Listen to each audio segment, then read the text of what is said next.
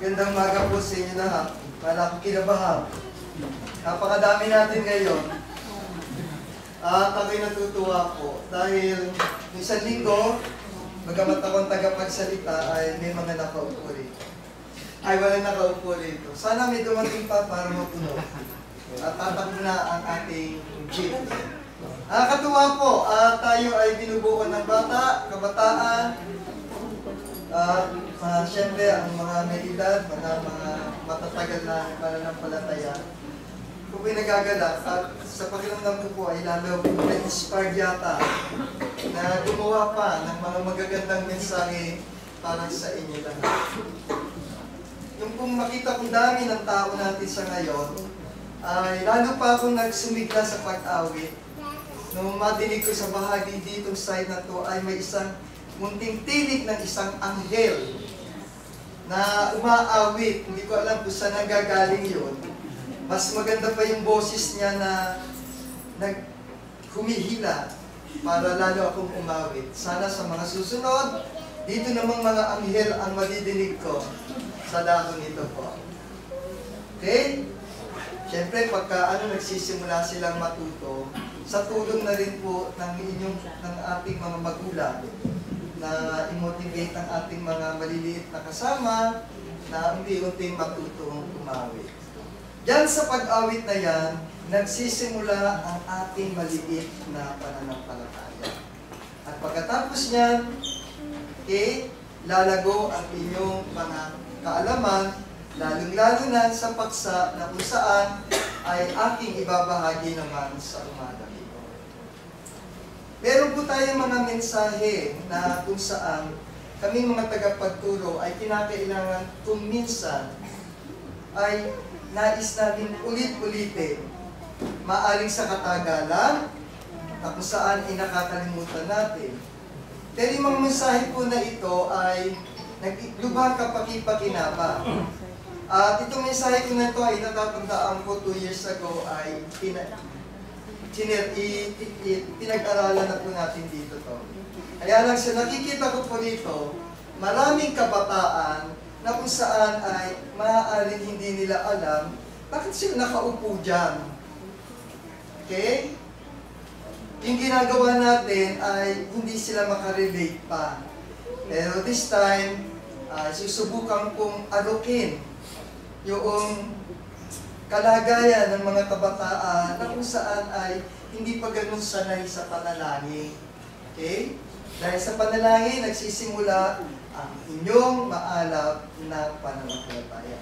Kung kaya ginawa ko, ang title ko para sa ating pag-aaral sa umagang ito ay may kinalaman sa kung saan stay connected, the lifeline of prayers. Okay. Ngayon po ay nasa bahagi ako ng Bible study. Mamaya po, pwede po kayong magtanong. Wala pong titigil sa Bible study. Sa sermon po, pwede rin po kayo magtanong pag ako ang nag-sermon, after na lang po ng pagsama. Okay po.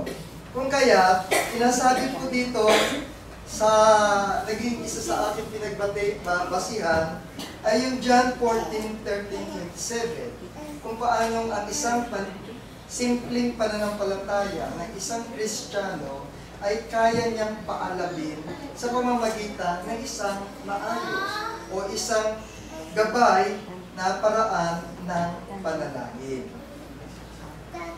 Alam niyo, napaka-importanting bagay ng panalangin, no?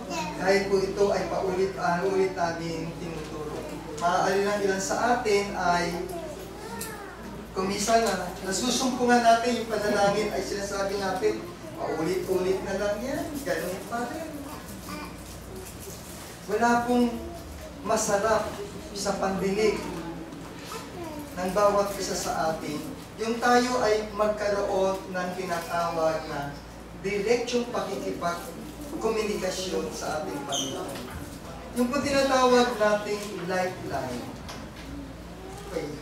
Kung ito po ay isasali natin sa salitang Tagalog, ito po yung paraan na kung saan paano ang bawat isa sa atin ay magkakaroon ng direksyong koneksyon sa ating Panginoon.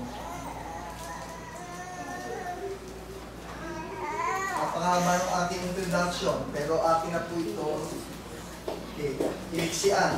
Ang lifeline po ay every believer, because it is one way or another na kung saan ay kung paano tayong magkakaroon ng connection sa ating Panginoon. Yung ating mga panalangin. Okay. Makikita natin po, minsan sabihin, bakit babae lang ang nananalangin? Kapatid na Nelson, ano po ba ang tamang pwesto ng pananalangin? Pwede po bang nakahiga, nakaupo, nakatayo? Pwede po bang manalangin ang babae? Manguna sa panalangin, marami po tayong mga katanungan. Ngunit lagi po natin tatandaan na ang panalangin, kapag ito po ay mahina, o yung tinatawag natin walang substance, o yung tinatawag po natin na kung saan ay makapag-usal ka lang, ngunit wala, hindi nanggagaling dito sa puso natin. Madalas po kung minsan ay hindi nakakatanggap ng paukulang kasagutan sa ating Panginoon daw. Tingnan natin po, no? Kung ano ba ang nauukol sa panalangin at ano ang mga elemento na dapat nyo malaman kapag tayo ay nananalangin. Dito po, babae, lalaki, bata. Kabataan, kung may sapat kayong isipan, nais ko naman pong maging bahagi ng inyong pamantayan o gabay kung paano kayo makakagawa ng isang maayos at simpleng paraan ng pananalangin.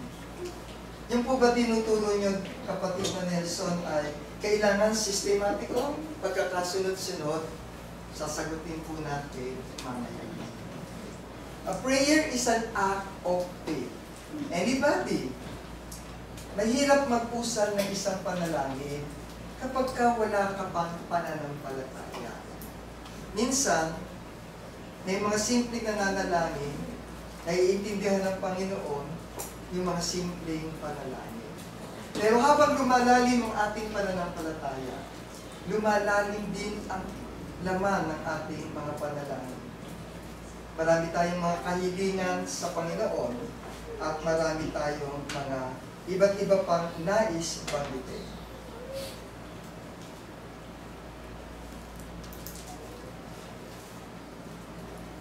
At kung walang pananampalataya ay hindi maaaring maging kalugod-lugod sa Kanya, sapagkat ang lumalapit sa Diyos ay dapat sumasampalatayang may Diyos at Siya ang tagapagbigay,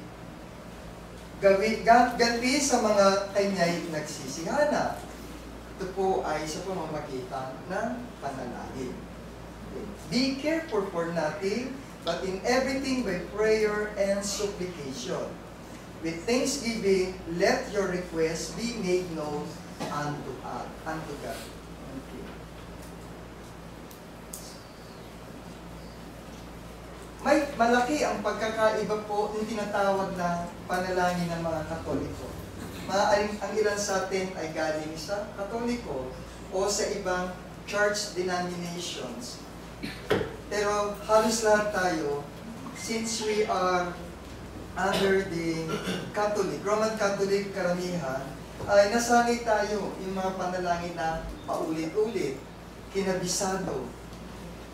May panalangin para sa ganito, nang-memorisado, may panalangin sa ganitong bagay. May mga pinabanggit pa na kailangan na isama doon sa mga iba't ibang uri ng panalangin. Yung ba yung na binigay na katuruan sa atin sa banal na kasulatan? Okay. Yung ba yung itinuro sa atin ng banal na kasulatan? Tingnan po natin kung ano ang nakapaloob sa isang biblical prayers or yung biblical element of the prayer. Ano po ba yung dapat natin sinasama sa ating mga panalangin?